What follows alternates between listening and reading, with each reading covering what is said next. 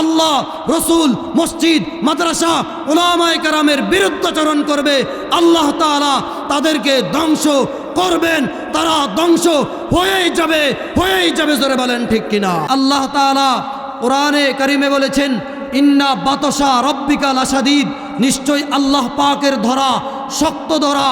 আল্লাহ পাক যাদেরকে ধরবেন, যেইভাবে ধরবেন, আল্লাহ পাক ধরবেন তো ধরবেন। আল্লাহ পাকের হাত থেকে কোনো জাহেল, কোনো জালেম, কোনো নাস্তিক, কোনো মুরতাদ, কোনো ইয়াহুদ, কোনো নাসারা, কোনো তাগুত, কোনো কুচক্রী মহল আল্লাহ তাআলার অবাধ্যতা করে, আল্লাহ তাআলার বিরুদ্ধাচরণ করে, আল্লাহর রসুলের শানে গোস্তাখি করে যুগে যুগে তারা পরাস্ত হয়েছে। যারা আল্লাহ, রসুল, মসজিদ, মাদ্রাসা, উলামায়ে কেরামের বিরুদ্ধাচরণ করবে, আল্লাহ তাআলা তাদেরকে ধ্বংস করবেন। তারা ধ্বংস হয়েই যাবে, হয়েই যাবে। জোরে বলেন ঠিক কিনা? আপনি যেমন এই দেশের নাগরিক, ইমাম সাহেব এই দেশের নাগরিক, আপনি বরঞ্চ আপনি কথা আসতে বলবেন। কেন আসতে বলবেন? আপনার রক্ত হারাম বক্ষণ করে আপনার রক্ত নাপাক হয়ে গেছে। আর এদেশের আলেমরা সুদ খায় না, ঘুষ খায় না, দুর্নীতি করে না, কারো খোয়ার থেকে হাঁস মুরগি চুরি করে না। সুতরাং আলেমদের রক্ত পিওর। আলেমরা গাঁজা খায় না, মদ খায় না, দুর্নীতি করে না, নারী নিয়ে অবাধ মেলামেশা করে না। সুতরাং আলেমরা জোরে কথা বলবে। জোরে বলেন ঠিক কিনা? কারণ আলেমদেরকে জোরে কথা বলার অধিকার দিয়েছেন কে? বলেন, কে দিয়েছেন? সুতরাং আলেম জোরে কথা বলবে। কোনো চোর জোরে কথা বলবে না, কোনো দুর্নীতিবাজ জোরে কথা বলবে না, কোনো গাদ্দার জোরে কথা বলবে না, কোনো জালেম জোরে কথা বলবে না। জোরে কথা বলতে দেওয়া হবে না। সুবহানাল্লাযী আসরা বিআবদিহি লাইলাম মিনাল মাসজিদিল হারাম ইলাল মাসজিদিল আকসা الذي باركنا حوله لنريه من آياتنا إنه هو السميع البصير। বলার উদ্দেশ্য হলো রাসূলুল্লাহ সাল্লাল্লাহু আলাইহি সাল্লামকে আল্লাহ তাআলা মক্কার হেরেম শরীফের হাতেম থেকে সফর করিয়ে আল্লাহ রাব্বুল ইজ্জত সুদূর ফিলিস্তিনের মসজিদুল আকসা তথা বাইতুল মাকদিসে সেখানে উপস্থিত করিয়েছেন। সেটার দূরত্ব ছিল ব্যাপক অনেক। তো সেখানে গিয়ে রাহমাতাল লিল আলামিন, রাহমতের নবী সেখানে গিয়ে দেখলেন সমস্ত পয়গম্বররা সেখানে অবস্থান করছে। সেখানে ওনারা নামাজের জামাত প্রস্তুত হয়েছে। সেই জামাতের ইমামতি করেছে আমাদের নবী সরকার দু আলম, ইমামুল আম্বিয়া, ইমামুল মুরসালিন, রাহমাতাল লিল আলামিন জনাবে মুহাম্মদুর রাসূলুল্লাহ সাল্লাল্লাহু আলাইহি ওয়াসাল্লাম। আচ্ছা, নবীজির নাম শুনলে কি বলতে হয়? হ্যাঁ, দুরূদ পড়তে হয়। সবচাইতে ছোট দুরূদ কি? সাল্লাল্লাহু। যে ব্যক্তি একবার, কয়বার? একবার পাঠ করলো সাল্লাল্লাহু আলাইহি ওয়াসাল্লাম, আল্লাহ তাআলা তার আমল নামায় 10টি নেকি লিখে দেয়। আল্লাহ তাআলা তার আমল নামা থেকে 10টি গুনাহকে কেটে দেয়। আল্লাহ তাআলা তার আমল নামায় 10টি রহমত নাজিল করেন। আল্লাহ তাআলা তার দারাজাতকে বুলন্দ করেন। লাভ না ক্ষতি, ঘুরে ফিরে ওয়াজ কিন্তু এগুলাই।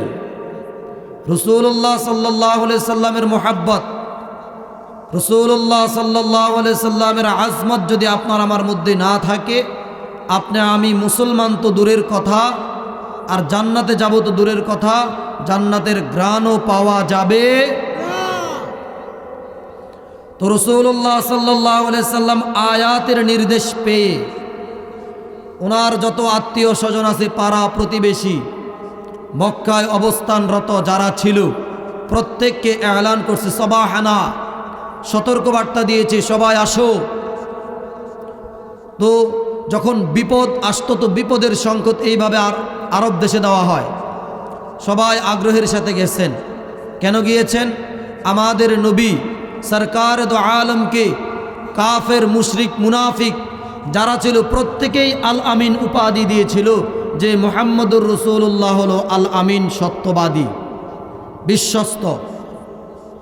সবাই আগ্রহ করে সেখানে গেল। আপনারা জানেন, যাওয়ার পরে রাসূলুল্লাহ সাল্লাল্লাহু আলাইহি সাল্লাম সবাইকে উদ্দেশ্য করে বললেন যে তোমরা মূর্তি পূজা ছাড়ো, এক আল্লাহর ইবাদত করো।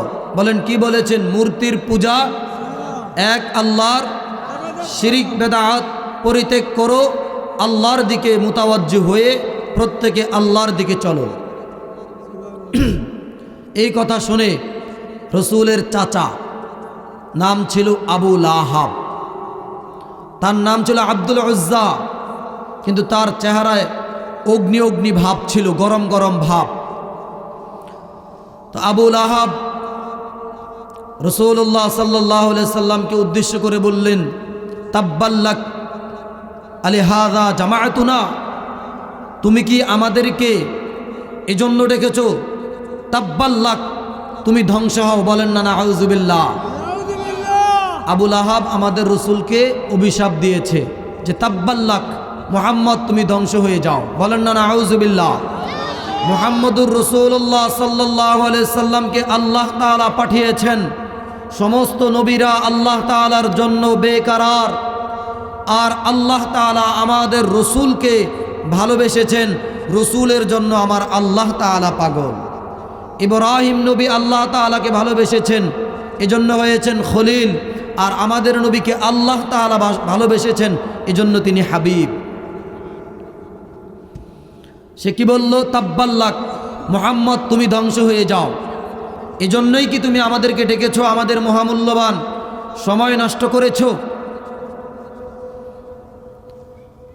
এবং সে উদ্যত হয়েছে আমাদের নবীজিকে পাথর নিক্ষেপ করবে। বলেন না নাউযুবিল্লাহ। আল্লাহ তাআলার কুদরতে পাথর তার পেছন দিক দিয়ে পড়ে গেছে। এরপরে আল্লাহ তাআলা কোরআনে কারিমে আয়াতে কারিমা নাজিল করলেন, তাব্বাত ইয়াদা আবি লাহাবি ওয়া তাব, ধ্বংস হোক আবু লাহাবের হস্তদ্বয় এবং ধ্বংস হোক সে নিজে।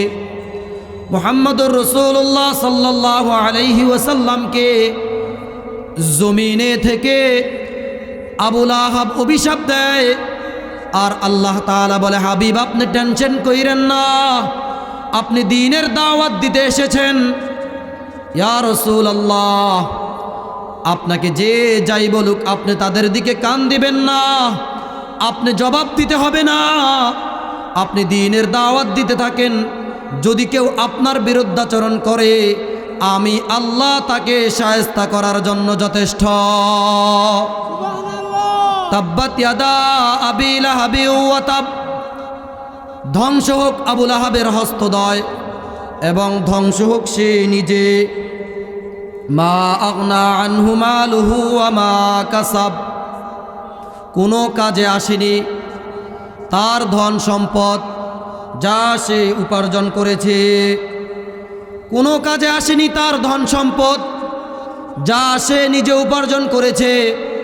আজকে দুনিয়ার মধ্যে যদি আমরা জিজ্ঞেস করি, ভাই আপনাকে মসজিদে কেন পাওয়া যায় না, আপনাকে কেন ওয়াজের প্যান্ডেলে পাওয়া যায় না, তো বলে আমার ব্যবসা আছে, আমার কাজ আছে, আমার নামাজ পড়ার সময় নাই, আমার দ্বীনি কথাবার্তা বলার সময় নাই, দ্বীনি কথা শোনার সময় নাই। আমি যদি বলি আপনি কালামে পাকের তেলাওয়াত কেন করেন না, বলে আমার সকালবেলা খেতে যেতে হবে, আমার চাষাবাদ করতে হবে, আমি যদি কাজ না করি তাহলে আমার খাবারের বন্দোবস্ত হবে না। এবার আপনারা একটা ময়দান থেকে আওয়াজ দেন, রিজিকের মালিককে। আমি যদি সকালবেলা ঘুম থেকে কুকুরের মতো উঠে উপার্জনের পিছনে দৌড়াইতে থাকি, আমার রব্বে কারিম আমাকে ডাক দিয়েছেন মসজিদ থেকে, হাইয়া আলাস সালাহ, হাইয়া আলাস সালাহ। মুয়াজ্জিন যখন আওয়াজ দিল আল্লাহ তাআলার পক্ষ থেকে, নামাজের জন্য আসো, নামাজের জন্য আসো, আপনি আমি নামাজের দিকে না গিয়ে আমরা কল্যাণ খুঁজি, জমির মধ্যে কল্যাণ খুঁজি, দোকানের মধ্যে। কিন্তু মুয়াজ্জিন সাহেব আল্লাহ তাআলার পক্ষ থেকে আওয়াজ দেয়, হাইয়া আলাল ফালাহ, হাইয়া আলাল ফালাহ, কল্যাণের জন্য আসো, মঙ্গলের জন্য আসো, সফলতার জন্য আসো। সফলতা কোন দিকে? আমি কোন দিকে? আমার রব কোন দিকে? আমার রসুল কোন দিকে? আমার দিন কোন দিকে? আমি সব কিছুকে ভুলে আমি দুনিয়ার মধ্যে আমার অবস্থাটা এমন হলো, দুনিয়াটা মস্ত বড়, খাও দাও ফুর্তি করো, এটা হচ্ছে আমার অবস্থা। আর আমাদের হালত হলো আমরা আমাদের নিজের নামের সাথে আমাদের কাজের কোনো ঠিক নাই। এমন এমন মানুষ আছে সমাজের মধ্যে, তাদের নাম অনেক সুন্দর, নামের সাথে ইসলাম আছে। বলেন কি আছে? নজরুল ইসলাম, জহিরুল ইসলাম, এরকম ইসলাম আছে না নাই? নামের সাথে ইসলাম আছে, কিন্তু কাজের সাথে ইসলামের ন্যূনতম কোনো সম্পর্ক। এর কাজে মহল্লার মধ্যে ইমাম সাহেব থাকতে পারে না, আছে না নাই? তো নামের সাথে যে ইসলাম লাগাইছে, এই ইসলামের কোনো ভিত্তি আছে? এই ইসলামের কোনো দাম আছে? নাই। এই জন্য নামের সাথে যে আমার ইসলাম আছে, আমার কাজটাও ইসলাম এবং রসুলের সুন্নাত তরিকায় হতে হবে। এই জন্য আল্লাহর এক আরেফ বলেছেন, ये शान नया रंग नया दौर नया, ये शान नया रंग नया दौर नया, ये नाम तो इस्लाम मगर काम कुफर है, नाम तो इस्लाम मगर काम कुफर है, नाम तो इस्लाम मगर काम कुफर है, ला हौला वला कुव्वत का कैसे बशर है, ला हौला वला कुव्वत का कैसे बशर है, सूरत बूजी न मगर दुम का कसर है, सूरत बूजी न मगर दुम का कसर है। नामेर साथे तो इस्लाम लागाइছে, बाबा मारा गेছে तो बाबार জানাজা তৈয়ার হইছে। জানাজা তো আল্লাহর রহমতে নিজে পড়াইতেই পারে না, হুজুরদেরকে নিয়ে আসে। আবার আপনাদের এই সমস্ত অঞ্চলে কিছু কিছু জায়গা আছে, জানাজার পরে ইমাম সাহেবকে আবার জানাজা পড়ানোর জন্য হাদিয়া দেয়, আছে না নাই? আছে না নাই? আছে। তো নিজে জানাজা পড়তে পারে না। জানাজা পড়তে গেলে ঈদের নামাজ আর জানাজার নামাজের মধ্যে তাল গোল পাকিয়ে ফেলে। জানাজার নামাজে কি তাকবীর দিলে হাত উঠবে নাকি বাধা থাকবে? বলেন, হাত উঠবে না বাধা থাকবে? আর ঈদের নামাজে হাত উঠবে, ঠিক না? পর্যায়ক্রমে কি উঠবে? কিন্তু এমন মুসলমান যে ঈদের নামাজ পড়তে গেলে জানাজার নামাজ পড়ে ফেলে, আর জানাজার নামাজ পড়তে গেলে ঈদের নামাজ, এই হচ্ছে অবস্থা। আল্লাহ আমাদেরকে হেফাজত করুন, সকলে বলেন আমিন। আর এই জন্য আমাদেরকে সহি এবং সঠিক ইসলাম শিখতে হলে উলামায়ে কেরামের কাছে যেতে হবে। এই সমস্ত দ্বীনি মজলিসগুলোতে বসতে হবে, মসজিদের ইমাম সাহেবের কাছে যেতে হবে। ওনার কাছে গিয়ে আদবের সাথে জড়সড় হয়ে বসে দোয়া দুরুদ মাসলা মাসাইল কোরআনে কারীমের তিলাওয়াত এবং নামাজ আমাদেরকে শিখতে হবে। পারা যাবে তো ইনশাআল্লাহ? আলেমদের সাথে সুসম্পর্ক রাখবেন তো ইনশাআল্লাহ? ইমাম সাহেবের কি প্রয়োজন? একটা কথা মনে রাখবেন, আমাদের ফরিদাবাদ মাদ্রাসার প্রধান মুফতি আল্লামা মুফতি আবু সাঈদ দামাত বারাকাতুহু, তো আমি এক জায়গায় খেদমতে গিয়েছি।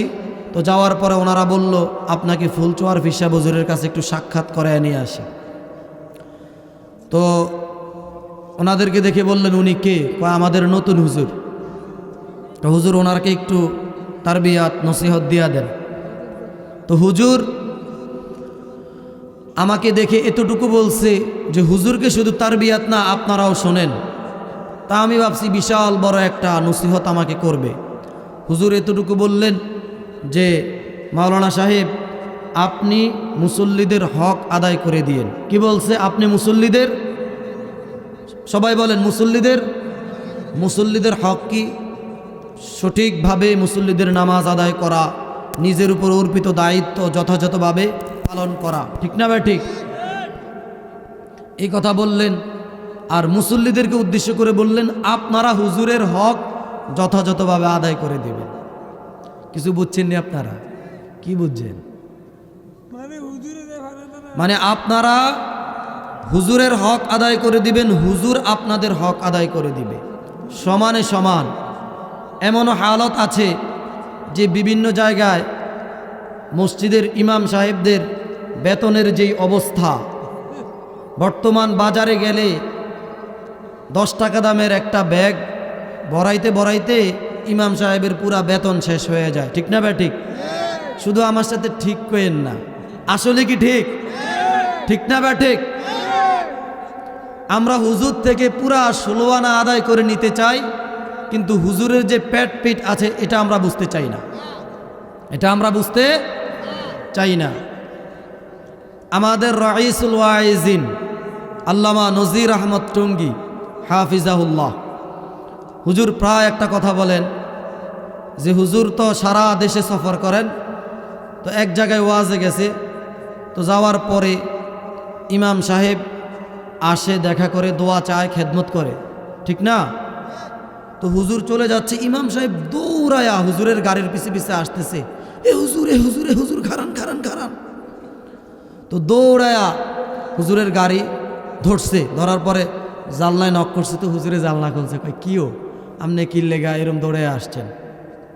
হুজুর আপনার লগতে হাজি সাহেবের লগে সম্পর্ক বালা, আপনি হাজি সাহেবের একটু কইয়া দেন আমার বেতনটা যাতে বাড়াইয়া দেয়, হাজি সাহেবের একটু কইয়া দেন আমার বেতনটা যাতে বাড়াইয়া দেয়। আচ্ছা ঠিক আছে।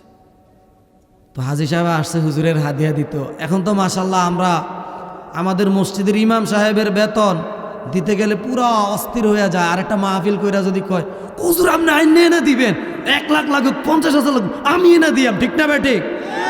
কিন্তু মসজিদের ইমাম সাহেব বেতন চাইলে এত অধৈর্য হয়েছেন কা, এই না মাত্র 5 তারিখ, কয় কি কয় না?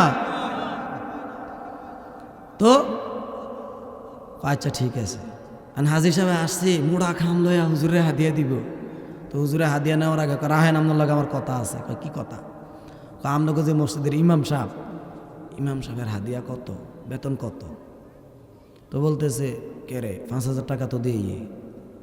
5,000 টাকা দিয়ে গিয়ে সংসার চলে? চলে চলে। কি লেগে? আলগা আছে। কি আছে বলেন? কি আছে? আমরা তো বুঝি আলগা মানে কি জিনভূত পরি নাকি, আলগায় ধরছে। এই আলগা আবার কোন আলগা? কয় কি কয় হুজুরে মানুষ মরলে হাদিয়া তোফা পায়, মিলাদের হাদিয়া, মেজনের হাদিয়া। মানুষ একটা মরলেই তো হুজুরে মোটামুটি 1 বস্তা চাইলের পয়সা দিয়া দেয়। এইভাবে হুজুরে চলে। কন কি কহ কই এইভাবে ওনার প্রতি মাসে 2-1 জন করে মরলে পয়সা যায়। তো কি দিয়া পয়সা যায়? মানুষ একজন মরলে কি চাইল ডাইল তেল নুন কিছু পয়সা পাতি দেয়, হুজুরের কাছে দোয়া চায়, এইভাবে নাকি হুজুরের আলগা দিয়া পয়সা যায়। এই কথা বলার পরে তো হুজুরে বললেন, তো ইমাম সাহেবরে কমু, শোনেন আমার পেট যদি খালি থাকে তো আমি দেখবেন খাবারের দিকে তাকায় থাকবো, ঠিক না? আর আমার যদি পেট ভরে যায় তাহলে খাবারের প্রয়োজন আমার নাই। আমার প্রয়োজন নাই সেটার দিকে আমার তাকানোর কোনো দরকার। জাস্ট আমি একটা উদাহরণ দেই, যারা বিয়ে করছে তারা চিন্তা করে আমার ঘরে হালাল স্ত্রী আছে, ঠিক না? আর যারা বিয়ে শাদী করে নাই তারা যেখানে সেখানে দেখলেই কি পছন্দ হয়ে যায়, ঠিক না? তো এখন আমার যদি প্লেটে খাবার না থাকে আমি তো আরেকজনের প্লেট থেকে খাপ দিয়ে আনার চেষ্টা করবই। তো এখন হুজুরের যেহেতু সংসার পরিবার পরিজন চালাইতে হবে, তাহলে আমি হুজুরে বলে দিমু, হুজুর আপনি প্রতিদিন এশার নামাজের পরে দোয়া করবেন আল্লাহ তাআলার কাছে যাতে এই গ্রামের মানুষ প্রত্যেক মাসে 2-3 জন করে মারা যায়। যদি মারা যায় তাহলে না আপনার হাদিয়া তোফা বেশি বেশি আসবে। না না না না না, এই কথা না, এই কথা না। তো কি লেগা? তাহলে সবাই তো মেরে যাবো, কোন দিনে আমিও তো মেরে যাবো। তাহলে হুজুরে যদি দোয়া শুরু করে, হুজুরে দোয়া করবে কার কাছে বলেন? উপরে কে? আজজ হো গুনাহগার হো আয় খালিক আকবার, आजिज़ हो गुनाहगार हो आए खालिक अकबर, दिन रात ये करता हो दुआ हाथ उठाकर। আপনি যদি আলেমকে উপযুক্ত সম্মান না করেন, আপনি যদি ইমামকে উপযুক্ত হাদিয়া না দেন, ইমামের সংসার ঠিকমতো চলবে না। ইমাম আল্লাহ তাআলার কাছে নামাজের পরে হাত উঠাবে আর বলবে, सुन मेरी मौला मेरी फरियाद को, सुन मेरी मौला मेरी फरियाद को, आ मेरी मौला मेरी इमदाद को।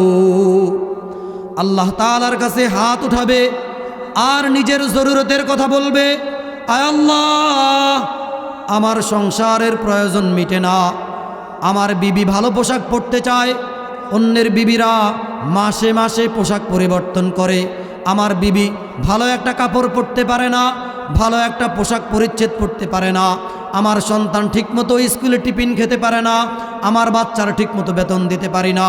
এইভাবে যখন আল্লাহ তাআলার কাছে ইমাম, উলামায়ে কেরাম, মুয়াজ্জিন সাহেবান, খতিব সাহেবান দোয়া করবে, সুন মেরি মাওলা মেরি ফরিয়াদ কো, আ মেরি মাওলা মেরি ইমদাদ কো, আল্লাহ তাআলার কাছে সাহায্য চাইবেন।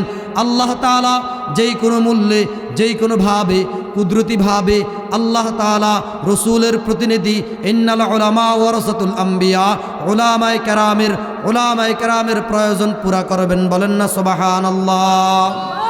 এবার যে কোনো মূল্যে হোক। এই কথা বলার পরে হাজী সাহেব টেনশনে পড়ে গেছে, তাহলে তো হুজুরের বেতন না বাড়াইলে মরাজ যেমনি সিরিয়াল লাগবো, কোন দিন আমি টুকুরুত করে মরে যাই, এটার কোনো ঠিক ঠিকানা নাই। তো আমরা যে আলোচনাটা করতেছিলাম, ওয়াংযির আশিরাতাকাল আকরাবিন, আপনারা আমার আপন মানুষ, গুনাহ আসলে এটা মনে হয় এটা আমার ঘর।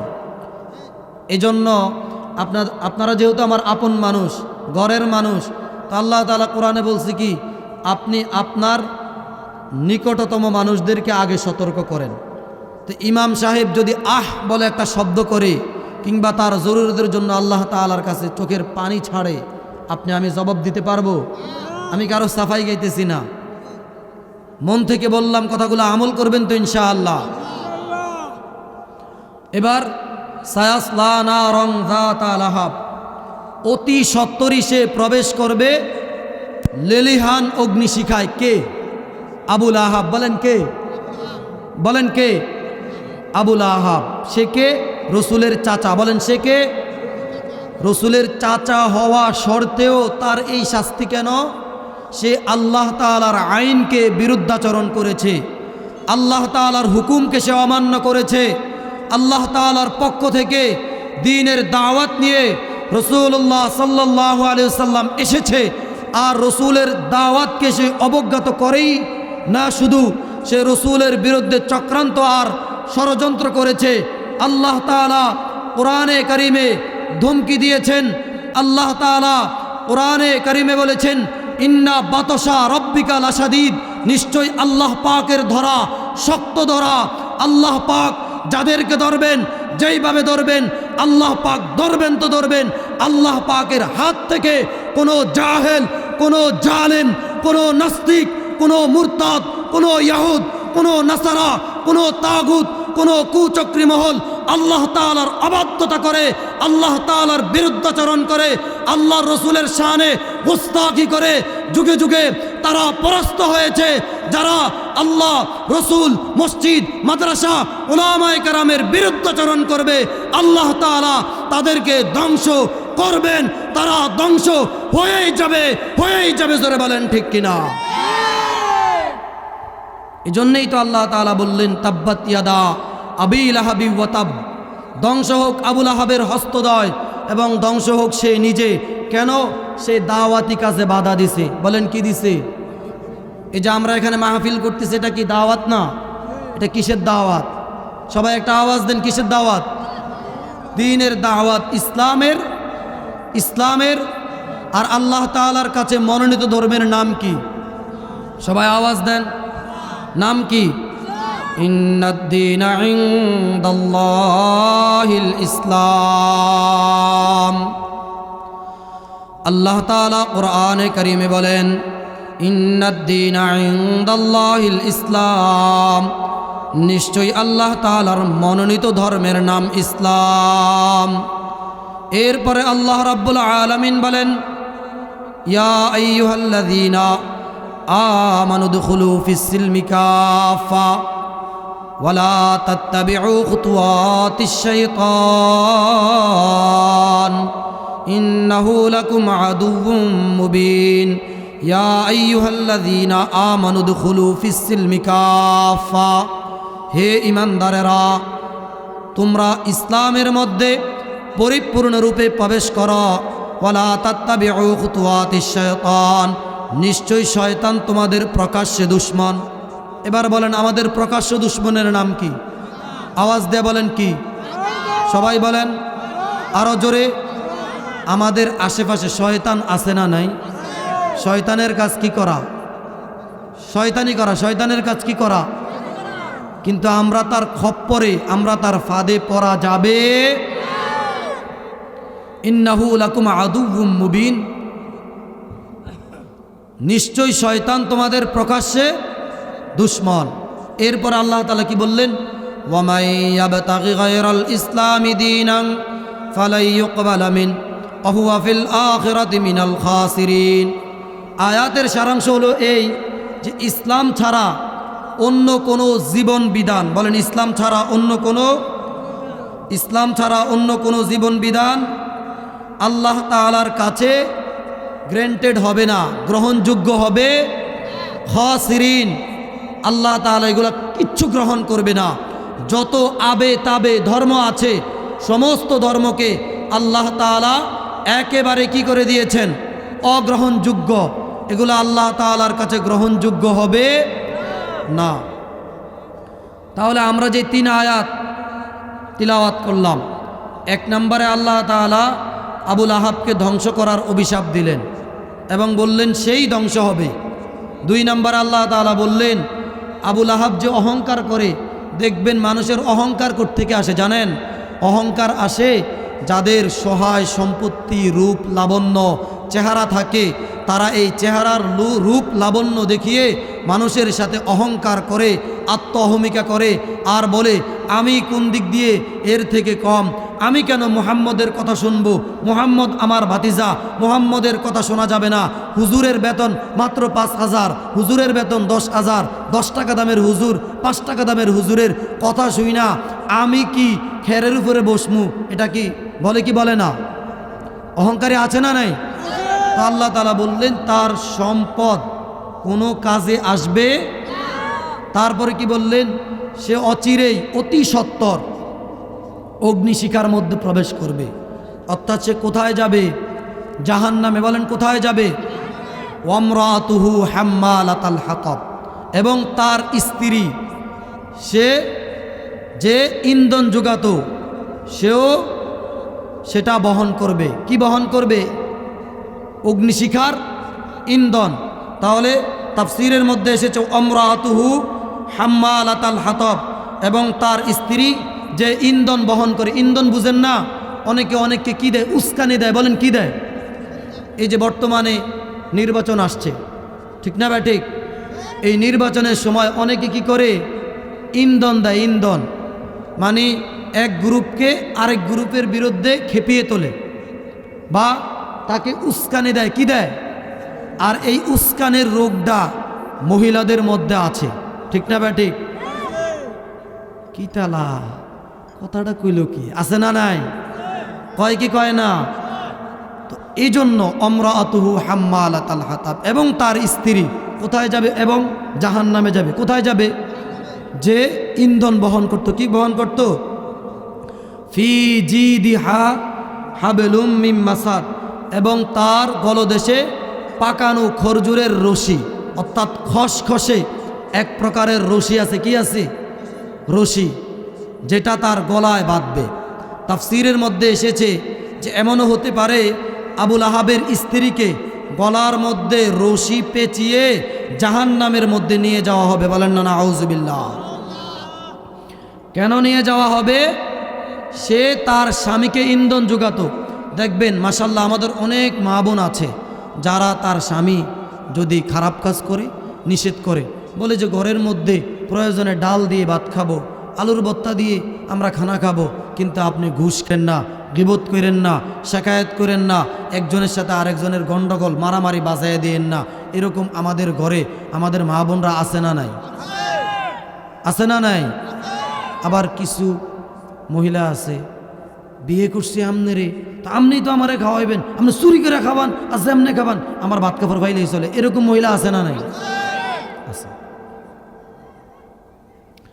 চোরের কথা মনে পড়ছে, কথা একটা কয়ে লাইতাম নি। একবার চোর চোর হোক আর যাই হোক, তার সন্তানের কাছে সে কি বলেন কি? বাবার মাথার উপরে কিন্তু পাহাড় সম দায়িত্ব, যা আমার পরিবার পরিজনকে, আমার স্ত্রীকে, তাদের জরুরত আমাকে মেটাতে হবে, তাদের প্রয়োজন আমাকে পুরা করতে হবে। দায়িত্ব দিয়েছেন কে? দায়িত্ব দিয়েছেন কে? আল্লাহ। বাফে রাত্রের বেলা, গভীর রাত, পুরা শরীরের মধ্যে সরিষা তেল মাখতে আছে, পুরা শরীরের মধ্যে। তো হে যে ঘুম থেকে উঠছে, এর পাশে মেয়েটা ঘুম থেকে উঠে গেছে। ওটা বলে বাবা, কয় কি? তুমি কি করতে আসো? তুমগো তুমগো কইরেই তো আমি শেষ, তুমগো তুমগো কইরেই আমি শেষ। কয় কি? মা তুমি ঘুমাও, তুমগো লেগেই ব্যবস্থা করতে যাইতে আসি। আচ্ছা ঠিক আছে। এখন রাত্রেবেলা মেয়ে আর বাপের কথা শুই না, স্ত্রী ঘুম থেকে উঠে গেছে। ওটা কয় কি? কই যান?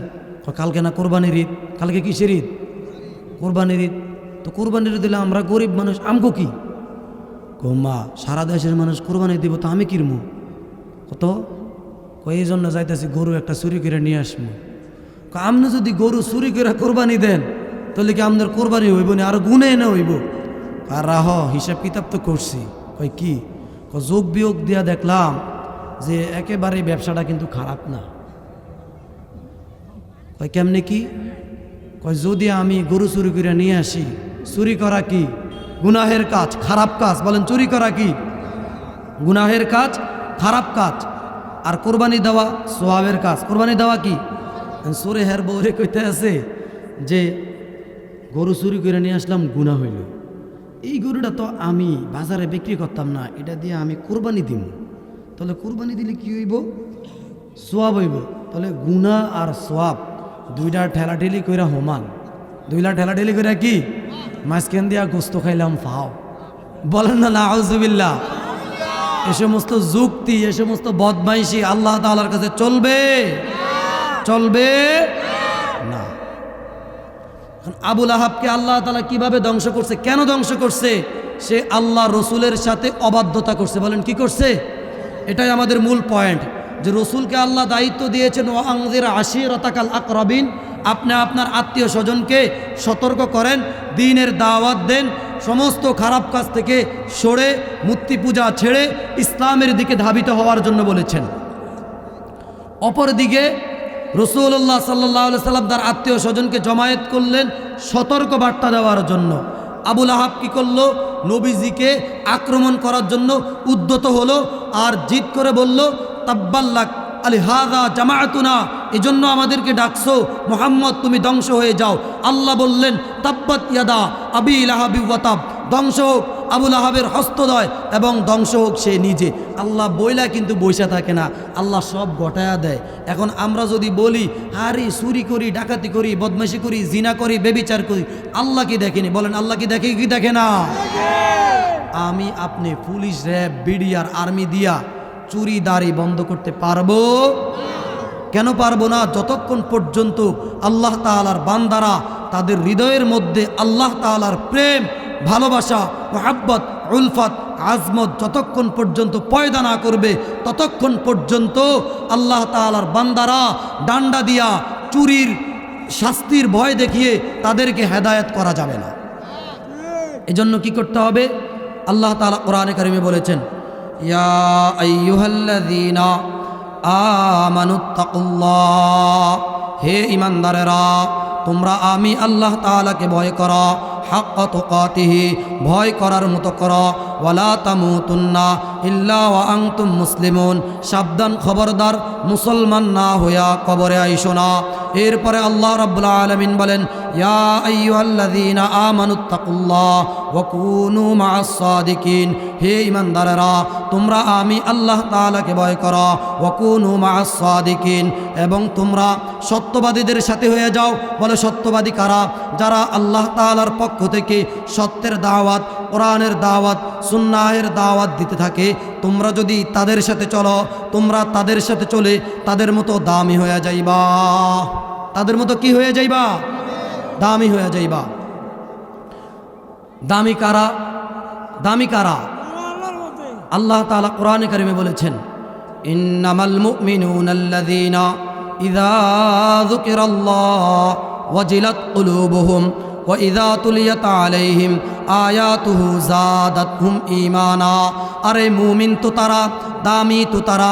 ইন্নামাল মুমিনুনাল্লাযীনা ইযা যুকিরাল্লাহ, যারা আল্লাহ তাআলার জিকির করে, বলেন না সুবহানাল্লাহ। আল্লাহ আল্লাহ क्या मज़ामुर सिद्की में नाम है, दोनों आलम की हकीकत एक पैमाना है।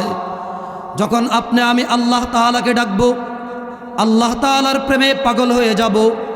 এমনি এমনি তো আর পাগল হয় না। আল্লাহ তাআলার সাথে যাদের সম্পর্ক, আল্লাহর ওলিদের সাথে হাতে হাত দিয়া আল্লাহর ওলিদের কথা শুই না, আপনি আমি যখন আল্লাহকে আমরা ডাকতে থাকবো, আমরা ইবাদতের মজা পাবো, বলেন না সুবহানাল্লাহ।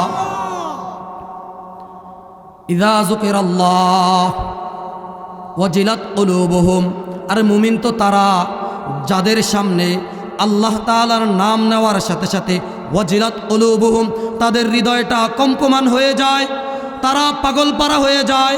আপনারা দেখবেন আল্লাহু আকবার কাবীরা, আমাদের এই চাঁদপুর জেলার মধ্যে হক দরবার উজানি দরবারে যখন আল্লাহ তাআলার জিকির পীর সাহেবান করাইতে থাকে, মুরিদরা পাগলের মতো লাফাইতে থাকে, মুরিদরা ছটফট করতে থাকে। আমরা অনেকে বলি এমন করে কেন? আহারে আপনি আমি কেমনে বুঝবো সে এমন করে কেন? আল্লাহ তাআলা কোরআনে কারিমে বলেছেন ওয়াজিলাত কুলুবুহুম, তার সামনে যখন আল্লাহ তাআলার নাম নেওয়া হয় সে তখন পাগল পারা হয়ে যায়। আল্লাহ আল্লাহ क्या मुबारक नाम है, अल्लाह अल्लाह क्या मुबारक नाम है, अल्लाह अल्लाह आशिकू का काम है, नामे ऊँचू बरज़बा नाम मिशवा, नामे ऊँचू बरज़बा नाम मिशवात, हरबुने मो अजासल जू ये शवात। আমাদের উজানের হযরত রাহমাতুল্লাহি আলাইহির একজন মুরিদ ছিল। সে যখন আল্লাহ আল্লাহ জিকির করত, আল্লাহর নাম তার জবান দিয়ে নিত আর জিহ্বা দিয়া সে তার ঠোঁটটাকে চাটতে থাকতো।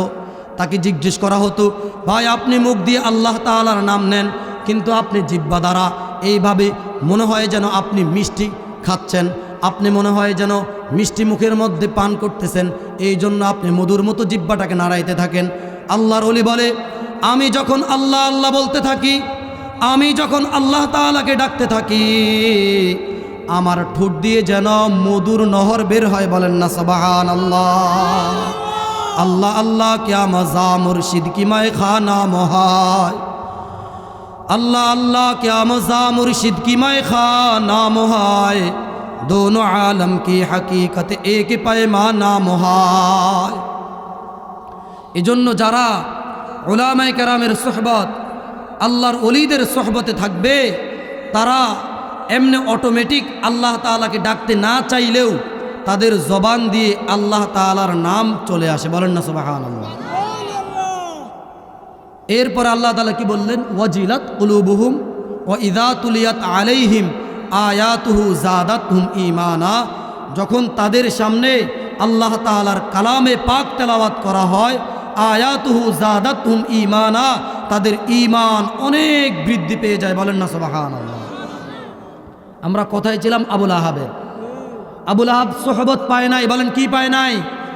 হাদিসে এসেছে আল মারউ মা মান আহাব্বা, যার সাথে যার মহাব্বত তার সাথে তার কিয়ামত, যার সাথে যার সম্পর্ক সে তার সাথেই আখিরাতে থাকবে। আবুল আহাবের সম্পর্ক রসুলের সাথে ছিল না, তার সম্পর্ক ছিল লাত, উজ্জাত, মানাত, 360টা মূর্তির সাথে। সে আধিপত্য বিস্তারের জন্য বেকারার হয়ে গিয়েছেন। এজন্য আল্লাহ তাআলা আবুল আহাবকে কি করছে জানেন? তাকে ধ্বংস কিভাবে করছে শুনেন এবার। তাকে আল্লাহ তাআলা ধ্বংস করছে এইভাবে, কুষ্ঠরোগ বুঝেন না? এমন একটা ব্যাধি, যেই ব্যাধিতে মানুষের পুরা, বর্তমানে যে ক্যান্সার, ঠিক না? বর্তমানে মানুষের কি হয়?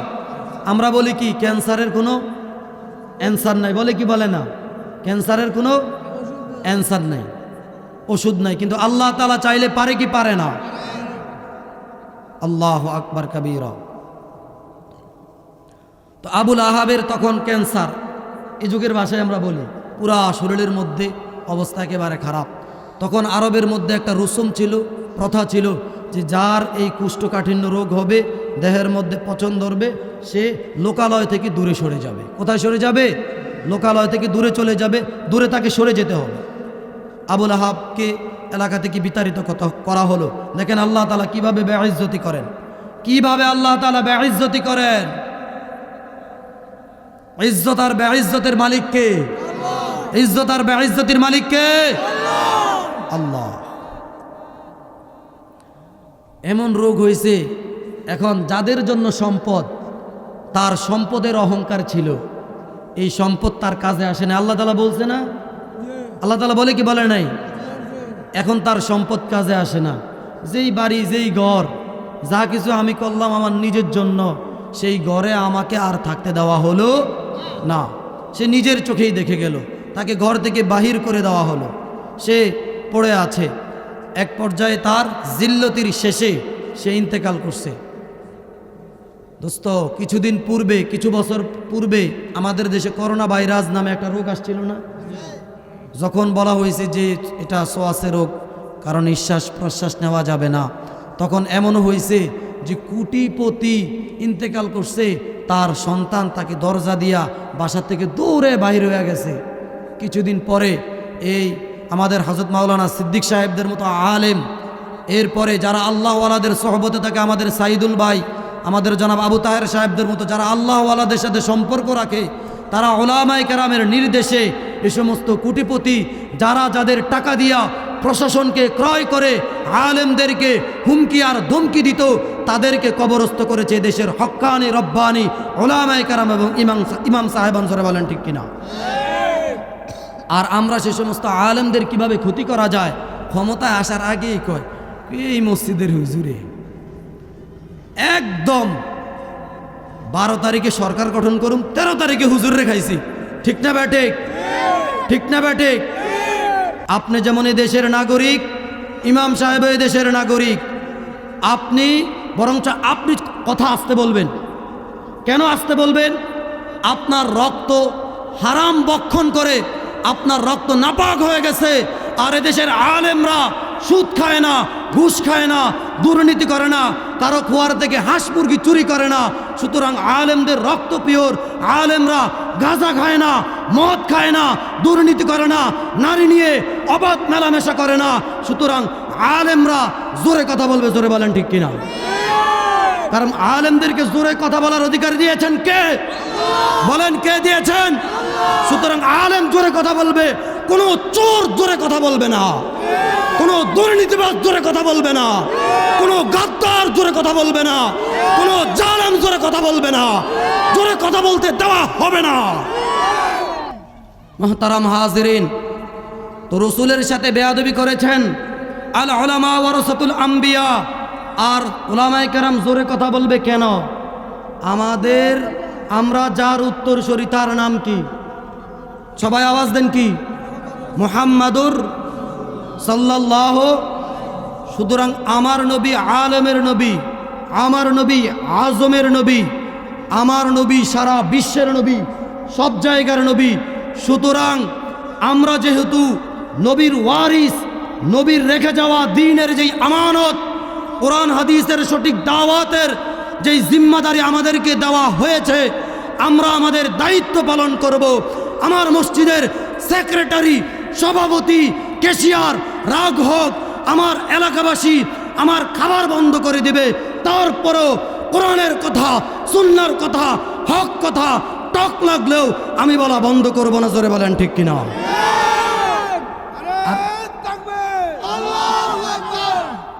মুহতারাম হাজিরিন, আমি সংক্ষেপ করে দিচ্ছি। আবুল আহাব বেয়াদবি করে তার পরিণতি কি হয়েছে? কি হয়েছে? তার সম্পদ, তার আলিশান বাড়ি কোনো কাজে আসতো না। তাকে তার সন্তানরা এলাকা থেকে পালিয়ে গেছে, বলে যে বাবাকে তার লাশ থেকে দুর্গন্ধ আসতেছে। কি আসতেছে? একদিন আমাকে আপনাকেও কবরে পৌঁছতে হবে। ঠিক না বেটে? कैसे कैसे ताजदारा बादशाह चल गई, कैसे कैसे ताजदारा बादशाह चल गई ओ खजाना बाला खाना शान शौकत क्या हुई कैसे कैसे खूबसूरत रानिया शहजादिया तन बदन सब गल गई है शक्ल सूरत क्या हुई एक दिन आमार आपनार देहटाओ पचे गले फसिना फसिना हो जाबे যারা রূপ লাবণ্যের অহংকার দেখাতো তাদের রূপ লাবণ্য কিছুই থাকবে না সব মাটি রেজা রেজা করে ফেলবে মোহতারাম হাজিরিন তো আবুল আহাবের সন্তান সম্পদ কোনো কাজেই আসে না তার সন্তানরা এলাকা ছেড়ে চলে গেছে বাবার লাশ থেকে পচা গন্ধ আসতেছে কি আসতেছে পরবর্তীতে গোলামের দ্বারা তার গলার মধ্যে রশি দিয়া চেঁচায়া তাকে গর্তের মধ্যে ফেলে দেওয়া হয়েছে এবার বলেন যারা রসুলের সাথে বেয়াদবি করবে উলামায়ে কেরামের সাথে বেয়াদবি করবে তাদেরকে দুনিয়া এবং আখিরাতে বেইজ্জতি হতে হবে কি হবে না হতে হবে কি হবে না বেইজ্জত করবেন কে এবং বলে আমি তো করি না এরকম আছে না নাই আমি তো করি না আমার দোষ নাই এরকম পাবলিক আছে না নাই হ্যাঁ আপনি কিন্তু আবার তার সাথে সম্পর্কও রাখেন এই সম্পর্ক রাখার কারণে আবুল আহাবের স্ত্রীকে যেমনিভাবে আগুনের মধ্যে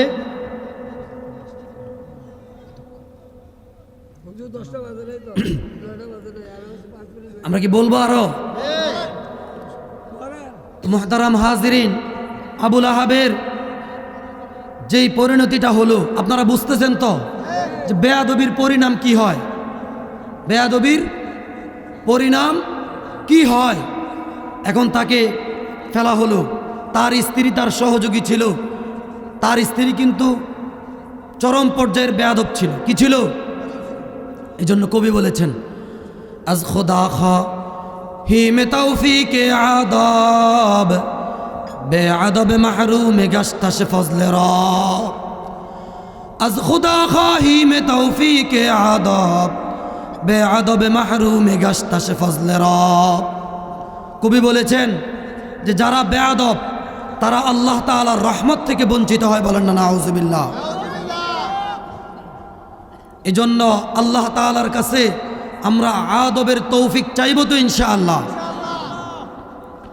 তো আল্লাহ তাআলা এইভাবে কোরআনে পাকের সূরাতুল লাহবে বর্ণনা করেছেন যারা রসুলের ধ্বংস কামনা করো যারা আলেমদের ওই নির্বাচনটা যায় লোক হুজুরটির অবস্থা কি যে করি কয় কি কয় না আয়ালোক 12 তারিখ শেষ হইলে 13 তারিখ হুজুরটির দইরে খাঁচার ঢোকামো কয় কি কয় না কয় এরা খাঁচাতেই নিরাপদ ছিল বাড়ায় বেশি কথা কয় কি কয় না এদিকের মানুষে কিন্তু কয় না এরা আবার সবাই ভালো ঠিক না আল্লাহ সবাইকে ভালো বানায় দেন আমিন বলেন এবার আসেন এই দিনের দাওয়াত দিছে কে মুহাম্মাদুর আর বেয়াদবি করছে কারা যারা কাফের যারা কি মুনাফিক কাফেররা বেয়াদবি করছে এবার আসেন 2 নম্বর বেয়াদব কে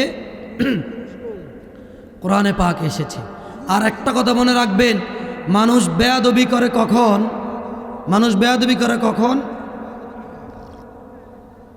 তার ধন সম্পদ বেশি হয়ে যায় যখন ঠিক না অনেকে দেখবেন আঙ্গুল ফুলা কলা গাছ আছে না নাই হায় হায় এই টাকা পয়সা কই রাখবো কত খারি করে কতক্ষণ হেরে দমকায় মানে টাকার ভার আসলে সে সহ্য করতে পারে এক মুসির গল্প শুনবেন এক মুসি জুতা শিলায় কি শিলায় তো স্বাভাবিকভাবে জুতা যখন শিলায় মুসিরে জুতা শিলানোর বিনিময়ে কয় টাকা দেয় হুজুর 10 টাকা 5 টাকা এখন মুসিরে বলতে আছে আপনি এই জুতা শিলে কয় টাকা আর ফান তাই কি আপনি আমার গুণগান গাইবেন অমুক ভাই তমুক ভাই আছে না নাই আপনি শুধু আমার ব্যাপারে মানুষের কাছে বলবেন আমার চরিত্র ফুলের মতন পবিত্র আছে না নাই নামাজ পড়ে না 1 ওয়াক্ত ঠিক না বেটে আর দুর্নীতি করে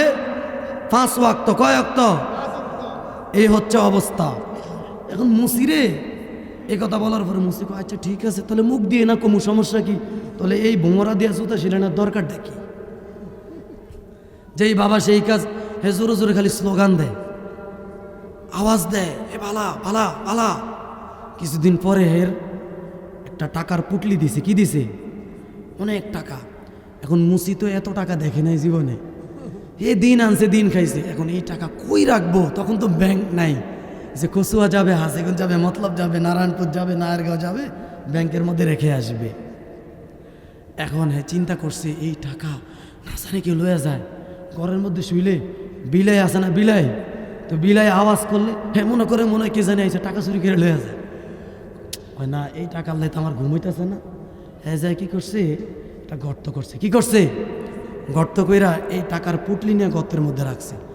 এখন ঘরে শুইয়া ঘুম হয় না, বাহির থেকে কুকুরে আওয়াজ করে, হ্যাঁ মনে করে চোরাইছে, এই দৌড়াইয়া আবার গর্তে দাঁড়ায় পড়ে, না জানি টাকা কে জানি লয়ে যায়, না জানি আবার টাকাটা কে জানি লয়ে যায়। এক পর্যায়ে 1 দিন 2 দিন 3 দিন, আপনারা আমার কথা বুঝতেছেন? 4 দিন এইভাবে দিন যাচ্ছে, দিনের পরে দিন। 10 দিনের মাথায় কয় দিন আনতাম আর দিন খাইতাম, সারাদিন গাড়ি চালাইতাম, পরিবার পরিজন নিয়ে ঘুমাইতাম, মসজিদে ইমামতি করতাম, অল্প কিছু হাদিয়া পাইতাম, সুন্দরভাবে ঘুমাইতাম। এখন এত টাকার মালিক হইছি, এই কুকুরে কু করলে, কেউ কেউ করলে, বিলাই মেও মেও করলে আমার ঘুম ভাঙে যায়, মনে হয় কি জানি আমার টাকা লেগে যায়, দৌড়ায়া সাফল হয়ে যায়। এটা উড়াইয়া ওই যে উমুক ভাই তুমুক ভাই নেতায় টাকা দিছে, ভাই টাকাটা আমনে রাখেন, আমার ঘুমের অনেক দরকার। এজন্য আল্লাহ তাআলা আমাদেরকে, যাদেরকে মধ্যবিত্ত রেখেছেন, আমরা যারা দোকানদারি করে আমাদের নেশার ভাইয়ের মতো বসে থাকি, নামাজ পড়ব, অল্প কিছু ব্যবসা বাণিজ্য হবে, পরিবারকে নিয়ে রাত্রেবেলা ঘুমামু সুন্দরভাবে, এর চেয়ে শান্তির জিন্দেগি আর আছে? এত টাকা পয়সা আমাদের দরকার। তখন আঙ্গুল ফেলে যখন কলা গাছ হয়ে যায়, অল্প টাকা, যখন একটা কথা মনে রাখবেন, পুঁটি মাছ লাফায় বেশি, ঠিক না? আর সাগরের মাছ কি বেশি সাইড সুইট দেয় না। অল্প টাকার মালিক যখন বেশি টাকার মালিক হয়, এর কতকতের আওয়াজে পুরা দুনিয়াটা একেবারে থক থক থক থক করে আলা, ঠিক না? এই যাদের কাছে টাকা পয়সা থাকে তারাই বেশি অহংকার করে, তারাই বেশি কি করে? অহংকার করে। তো রাসূলুল্লাহ সাল্লাল্লাহু আলাইহি ওয়াসাল্লামের যুগেও একজন ছিল, নাম ছিল ওয়ালিদ ইবনে মুগীরা। নাম কি ছিল? ওয়ালিদ ইবনে মুগীরা। সেই ওয়ালিদ ইবনে মুগীরা কি করতো জানেন? সম্পদ আর সন্তানের অহংকারে সে রাসূলুল্লাহ সাল্লাল্লাহু আলাইহি সাল্লামের আনিত দিন, ইসলামের কোরআনে পাকের বাণীকে বলতো যে এগুলা বানায়া বানায়া পূর্বপুরুষদের কিচ্ছা কাহিনী বলে। বলেন না আউযুবিল্লাহ। এজন্য আল্লাহ তাআলা এই ওয়ালিদ ইবনে মুগীরাকে জবাব দিয়েছেন, কানা যা মালি ওয়া বানিন, যে সম্পদ আর সন্তানের কোনো অভাব ছিল না। ইযা তুতলা আলাইহি আয়াতুনা ক্বালা আসাতিরুল আউয়ালিন, সে এই অহংকারের বর্ষবর্তী হয়ে কি বলতো যে কোরআনে কারীম মুহাম্মদ যা বলে এগুলা বানায়া পূর্বপুরুষদের কিচ্ছা ছাড়া আর কিছুই না। বলেন নাউযুবিল্লাহ। আর এজন্য আল্লাহ তাআলা ওয়ালিদ ইবনে মুগীরাকে দুনিয়াতে বেইজ্জতি করেছেন। শুধু বেইজ্জতি না, কালামে পাক থেকে সূরা কলম নাজিল করে বলেছেন যে রসুলের সাথে বেয়াদবির কারণে ওয়ালিদ ইবনে মুগীরার 9টা দোষ আল্লাহ তাআলা বর্ণনা করেছেন। আল্লাহ তাআলা যদি আমাদেরকে কখনো সুযোগ দেয়, ইনশাআল্লাহ আমরা এই ওয়ালিদ ইবনে মুগীরার 9টা দোষ এবং ওয়ালিদ ইবনে মুগীরার শাস্তি সম্পর্কে আলোচনা করব। ওয়া আখির দাওয়ানা আনিল হামদুলিল্লাহি রাব্বিল আলামিন। আপনাদের সকলকে মোবারকবাদ, আপনারা বসছেন, মনোযোগ দিয়ে শুনছেন। আমরা আজকে এই স্বল্প সময়ের অল্প আলোচনা থেকে শিক্ষা নেব। ইনশাআল্লাহ আমাদেরকে দ্বীনের দাওয়াত দিলে আমরা সাদরে গ্রহণ করব এবং যে সমস্ত উলামায়ে কেরাম দাঈ ইলাল্লাহ দাওয়াতের কাজে যাবেন, আমরা তাদেরকে যথা উপযুক্ত সম্মান করব, তাদের সুবিধা অসুবিধা সবসময় পাশে থাকবো তো ইনশাআল্লাহ। এবং তাদের সাথে কখনো বেয়াদবি করব না। বেয়াদবি করলে আমাদের পরিণতি হবে কি, যেই পরিণতি হয়েছে আবুল আহাবের, যার সম্পদ সন্তান থাকা সত্ত্বেও তার লাশ পচে গলে দুর্গন্ধ ছড়িয়েছে, তাকে কেউ ধরে নেয় না, রশি দিয়ে টেনে হিচড়ে গর্তের মধ্যে নিক্ষেপ করা হয়েছে। আল্লাহ তাআলা আমাদেরকে আল্লাহ তাআলার সতর্ক বার্তা থেকে, মেসেজগুলো থেকে আমাদেরকে শিক্ষা নেওয়ার তৌফিক দান করুন। আল্লাহ আমাদের কথাবার্তায় ভুল ভ্রান্তি হয়ে থাকলে মাফ করে দিন।